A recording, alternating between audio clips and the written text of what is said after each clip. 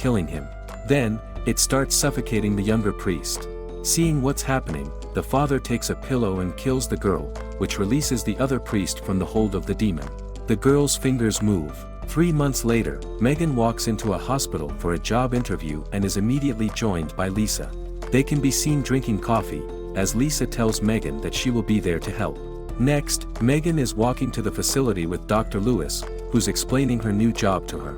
He asks her about her issues at her previous job as a cop, but she says she's much better now, saying she can handle the job. They enter an elevator and the doctor says that after a while people get creeped out by the job, their imaginations running wild. She doesn't think that will happen to her. As they're going deeper inside the basement area, he tells her that the night shift can only get in and out of the facility by swiping their security card. He keeps showing her around the facility and takes her to the intake bay, telling her that while on duty she can never leave the premises.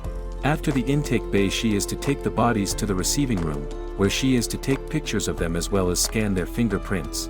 They finally enter the facility's freezers and he welcomes her to the team. The next night, Megan walks into the dark hospital and talks to security in the reception area. One of the guards introduces himself as Dave and welcomes her to the night shift. Megan goes down to the resting home. Later, she's seen working on the computer, when the lights go out. She turns them back on, when a body arrives at the intake bay. Her and an ambulance worker transfer the body to the receiving area, as they talk. Next, she's capturing images of the body, then scanning its fingerprints. She puts the body in the freezer, but Dave jumps out and scares her. He follows her around, apologizing. Later, Megan continues with her work, goes to the restroom and when she comes back, she has a vision of a man standing in the hallway. Upset, she goes to take some pills, but stops herself. Next, she's seen in a AA meeting, sitting next to Lisa, telling the group about the man she saw previously. He was someone she was about to arrest when she was a police officer, but he shot her partner before she did anything. She shares that when she remembers the incident, she wants alcohol and pills. That day, someone wakes her up knocking on her door. It's her cop ex-boyfriend Andrew, who's there to get the rest of his things. She tells him about her new job, but he doesn't think it's the best idea to be spending that much time alone. Megan tells him that it was Lisa's idea, who's her sponsor, and that the night shift worked great for her. The next night, she's at work and the alarm for the intake bay comes on. Megan goes to check but there's no one there at first. Suddenly a homeless guy jumps out at her asking her to let him in. She doesn't do it and calls security to inform them about the man, when an actual body is ready at the intake bay. The ambulance driver, Randy, asks her to come out and help him with the body, because he can't move it alone. She reluctantly steps out, knowing that's against regulations. As they're moving the body, the homeless man walks inside the facility and takes the elevator, but Megan doesn't see him. Randy is much chattier than the previous driver and starts telling her about the body, as they're transferring it. The body was found in an alley and the perpetrator escaped, with no clue of who he is. The body is Hannah. Randy keeps talking about it, saying whoever killed her, also tried to burn her body. Megan escorts him out. The lights on the other end of the hallway come on, as she walks inside to process the body. The first image she tries to capture fails. She tries again with no result. Megan moves the camera and tries to take another photo when she hurts herself. She decides to move on to the fingerprints. She takes them and starts scanning them in, when the computer fails too. Not sure of what to do, Megan places Hannah's body in the freezer, but as she's pushing it inside, one of the tables starts shaking and a few vials fall down, shattering. She goes to pick them up and cuts her hand. Returning to push the body fully inside the freezer, a drop of her blood falls on it. Still in the freezer room, she dresses her wound and suddenly the freezer door opens. She checks and closes it. Next, she goes to her computer and uses Andrew's password to check on Hannah's case. She prints out her file and goes to check on the body again. The eye color in the file isn't the same one as the body. All of a sudden one fly appears on the body and then a whole swarm of them, frightening Megan. She takes another look, but the flies aren't there anymore. Megan puts Hannah back inside and returns to her computer. Suddenly, she hears a noise and she goes to investigate, only to find out that the body is gone. She takes a step outside and sees someone dragging the body away, so she follows. Suddenly, the homeless man attacks her, but she fights him off and when she goes to grab his knife, he's gone. Leaving the body in the hallway, she calls security and tells them to call the police. Megan runs back to the hallway, but the body isn't there. She walks into the burning room and finds the man getting ready to burn the body, so she tries reasoning with him. Suddenly security runs in and tackles him, but as they're taking him away, it's clear that it's Hannah's father. He tells Megan to destroy the body, saying that she's not dead. Later he's arrested and Megan is putting away the body, when she hears something strange. She closes the freezer regardless and walks away, but the doors open again.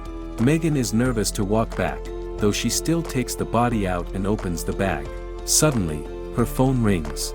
It's Andrew checking up on her, but as she turns the body moves.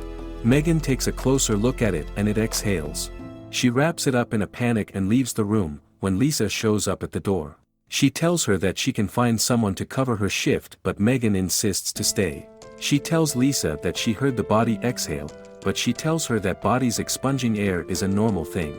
Later, they're sitting in her office, talking about the attack and the night her partner got shot, when Dave walks in and tells her there's a cop that wants to talk to her. Lisa and Megan walk out and Dave stays in the facility. The door of the freezer opens again. The cop waiting for her is Andrew. He asks her how she is, but then starts asking her about a bottle of pills that have gone missing from his stuff. She gets angry with him, but before he leaves asks him to help her with something. Megan goes back down at the resting home and grabs Hannah's fingerprints. She gives them to Andrew, says that there's something odd about it and asks him to check it out. Dave plays around in the facility while he waits, but he hears something strange and walks into the freezer room. Something is moving inside the freezer, so he opens the door and looks inside, when a hand grabs and then pushes him out. It controls his body like it did the priest and drags him back into the freezer. Megan comes back in the facility and goes to the restroom. She sends an apology text to Andrew and suddenly hears someone come inside the restroom, thinking it's Dave. Her rubber band ball is rolled to her and she hunches over to see who it is, when a burned hand grabs it from the floor. Megan is terrified, but comes out of the stall. There's nothing there. Later, Andrew calls her back and tells her that Hannah has been dead for 3 months. Megan searches for Hannah online and finds an article about her, saying she was possessed by a demon. She goes to investigate the body again and notices that a huge wound that was on it previously isn't there anymore. The other security guard is looking for Dave too, when she walks to the reception desk. She asks for the security footage. Back at her office, she's going through the footage and finds a glitch that looks like the body is in the hallway. Frightened by that, she wants to take some pills again, but doesn't do it and instead goes to find Lisa and get her opinion about the footage. They're both in the facility, looking at the footage, but Lisa doesn't see the same thing Megan does. However, she does see the pills on a counter, while Megan is telling her about what the man was saying about the body in the burning room. Lisa confronts her about the drugs and doesn't quite believe her when she says she didn't take any. Her sponsor thinks that the visions she's been having are caused by stress. Lisa leaves the facility and goes to light a cigarette in a stairwell. She hears some noise upstairs and thinking it's Dave, runs up toward them. As she reaches a corner and sees Dave in the shadows, the body jumps out of the darkness and starts chasing after her. Lisa goes to the roof, but it follows her there and slowly kills her. Back inside the facility, there's another intake. It's Randy again, but this time Megan won't come out to help him. She tells him about what has happened and takes him inside to ask him about the wound on the body. He says that he saw it too, as well as her arm, that was burned when it arrived. Megan tells him that it looks like the body is healing herself. Megan is left alone again and calls Andrew to tell him that she kept his pills, because she was feeling anxious. She wanted to be honest with him. Before she hangs up, the body is seen crawling behind her, but she doesn't see it. It is in the elevator, fixing itself. Randy is driving out of the hospital parking, when he suddenly hits something. He goes out to check what it was, but his phone rings and as he answers, he hears a strange noise behind him. He investigates what it was and looks through the back of the ambulance.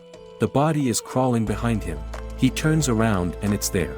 He runs, but it pins him between 2 ambulances and is coming to get him too. It crawls up to him and kills him. Simultaneously, Megan is checking the footage from a few moments before and sees the same glitch in the elevator first, then the body crawling inside. She runs out thinking Randy's in danger. Even though she's not supposed to, she goes into the parking lot and finds him dead. Andrew calls her, telling her that the man from the burning room escaped. Suddenly, he appears behind her and grabs her, taking her hostage. He tells her to get the body out of the freezer. When he opens the bag, the body has changed again.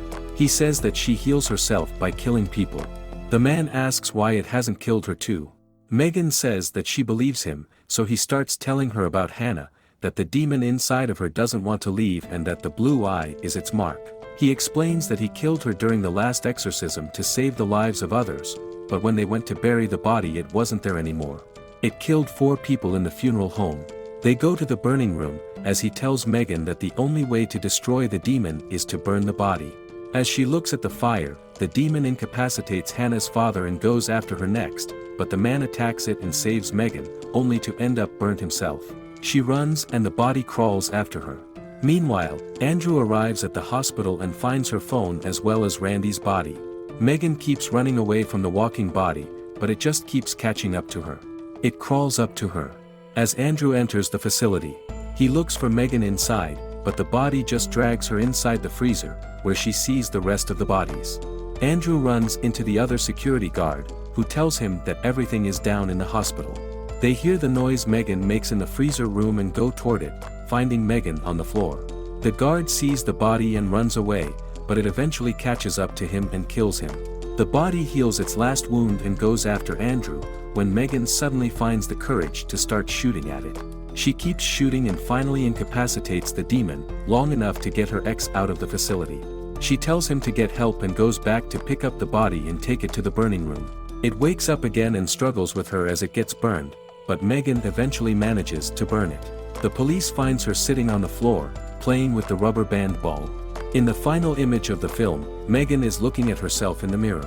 One of her eyes is covered by her hair. A fly appears out of nowhere and she squishes it on the mirror.